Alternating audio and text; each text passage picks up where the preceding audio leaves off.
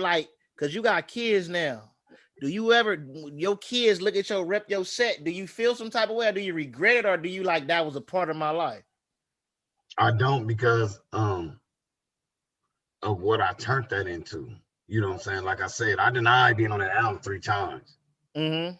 Jackie Boy tell you I said no a few times because I was already rapping, like I said, and I didn't want to mark myself. And at that time, you didn't represent your hood with your music. You make music. I was one of the first niggas on the underground tip. They used to run around on the Chitlin circuit, banging the hood with my music. And then I ran across other niggas that was doing it too. Niggas from Long Beach, niggas from Compton, niggas from Pasadena, niggas from Pomona. You know what I'm saying? And when I was doing that Chitlin circuit shit, that's when Nip was coming up. So when at that time, a lot of interesting ass advice I would give Nip. Because he wasn't always, you know what I'm saying? He was like the new up and coming nigga about to 60. My homeboy reminded me the other day, because I think I was posting up some of the footage with me and him at a birthday party with Free CD and my boy CD Corvain Cooper's daughter's birthday party. Yeah, he was like, you don't remember when Nip? Yeah. And he was like, you don't remember when Nip used to give you his CD and you told that nigga keep grinding? I didn't remember that. But you ain't listening to my homeboy. My nigga Nip. At that time, it wasn't a diss. It was that's when he had that Lincoln that he be talking about, the cream one. Understood. And he was at Slauson Donuts, and he had gave me a CD because I'm real close. Cobby Supreme, Cuzzy Capone, Huster Rob, them my lokes. Right. Robin Hood, you know what I'm saying? Fast Rest in Peace. Mm-hmm. You know what I'm saying? At one time with a lot of the Crippin', Nip hadn't came outside yet. Understood. So when he was the rapper that was outside at the time of this statement that I'm saying, it's just real. You know what I'm saying? It's not about me trying to, you know what I'm saying? It's just real shit. Right. Stones locked up.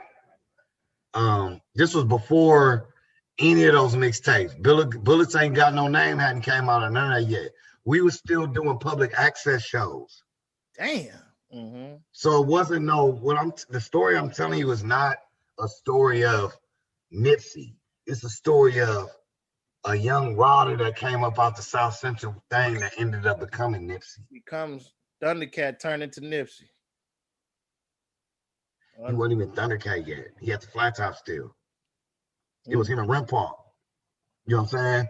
So it wasn't even that yet.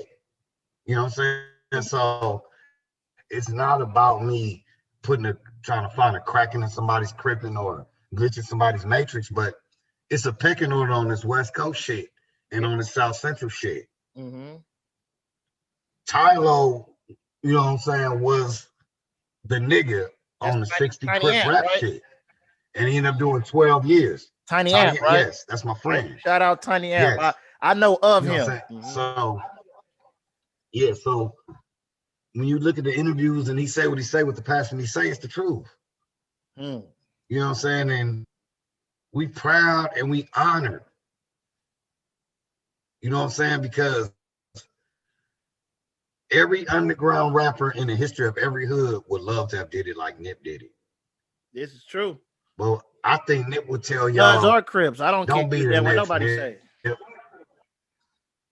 But this is something I want to put on your show. I think Nip would tell y'all this. Being a nigga that smoked when I was still smoking swishers and he dissed me from Backwoods and I wouldn't wear baggy pants. He like, bro, eventually you're gonna have to learn this about fashion. Yeah, right. You know what I'm saying? Right. You're not about the skinny jeans, it's about fashion. Right. But I think he would tell motherfuckers, he don't want y'all to be the next Nip. He wants y'all to be the first whoever the fuck you are. I think he would tell you that.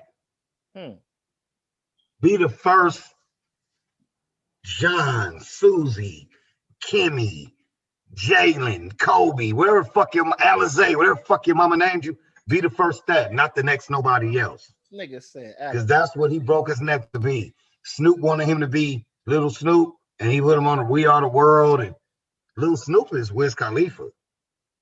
Yeah. Nipsey told him, I'm Nipsey. Ask Steve Lobel. Steve Lobel always knew that was gonna be the first Ernest. I knew Black Sam. I knew what? I knew Nip. I'm cousin. Cody Supreme is my fucking cousin. Mm. But we from the same side of town and on some human being protocol shit. Mm-hmm. There is no reason in the world not to represent that energy, but understand that Nip wanted y'all to be the first, whoever y'all are. He don't want y'all to be the next Nip. He wants y'all to be first, whoever the fuck you are. I think that's what Ernest is saying. You know what's so crazy? Because, I met Nip a few times, right? And Nip went to school on the east side too. He went to Markham and shit. But, yeah, Markham, yeah. Yeah, but long story short, we get to the shout out my nigga Shady Boy from your hood. That's my nigga. Yeah, Shady is me, Shady Boy, Dank.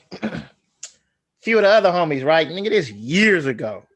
This when Nip had the studio. Dank, what up, nigga? That song banging, nigga. Who you say, Dank? Oh yeah, look. The new joint, yeah. He got some shit dropping too. He got a new feature coming too. He dropped something today. Yeah, he got the shit with Icewear Vezo. But look. That one. Yeah.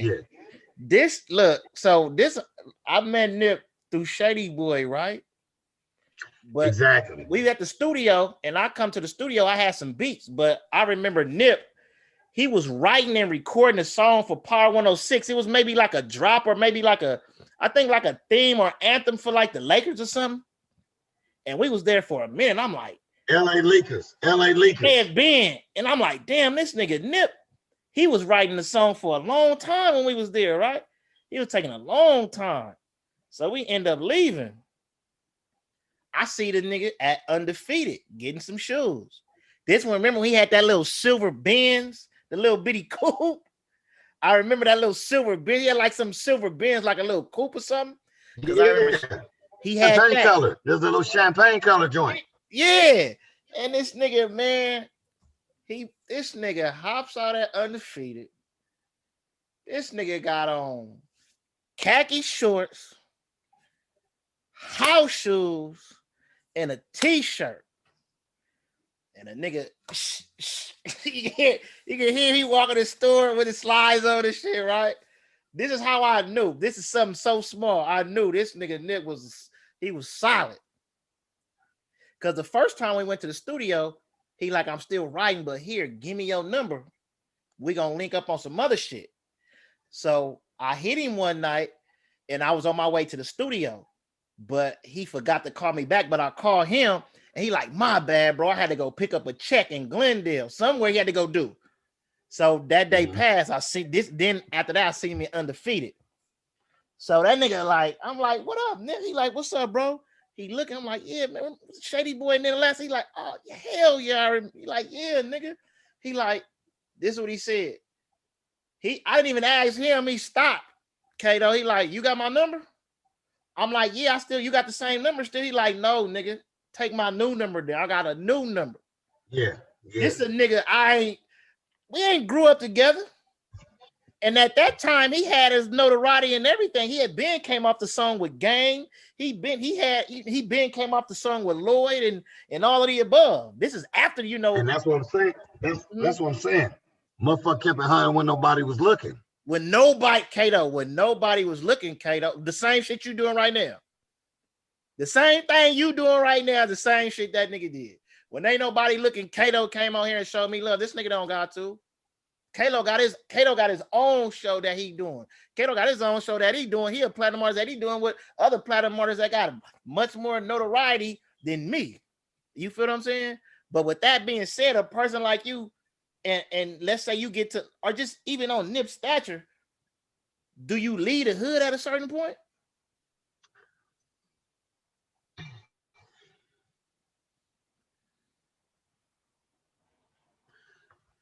It's a part about Nip's death that people forget that a month prior to him dying, it was no sunshine.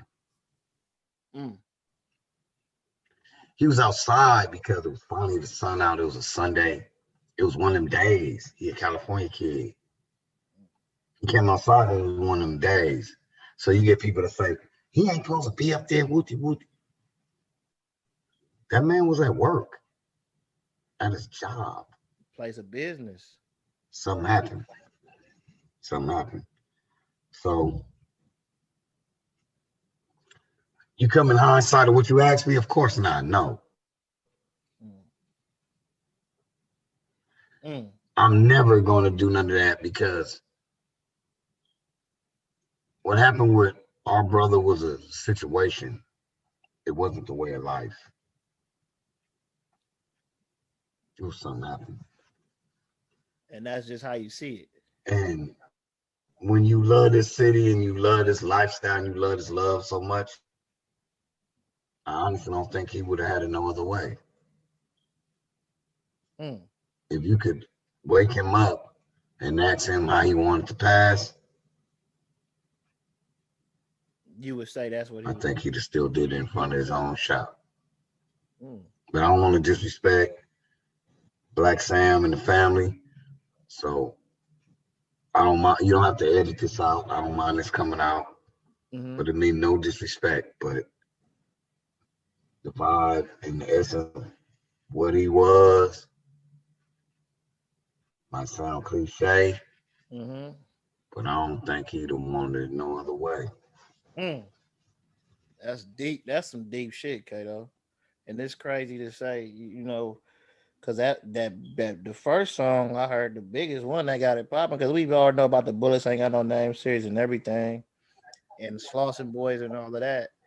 And but then when that Day Road came out with Game, Day Road rolling on Slauson. That shit right there was one of the first ones that like kind of sealed the deal for me. And Hustle in the house, right?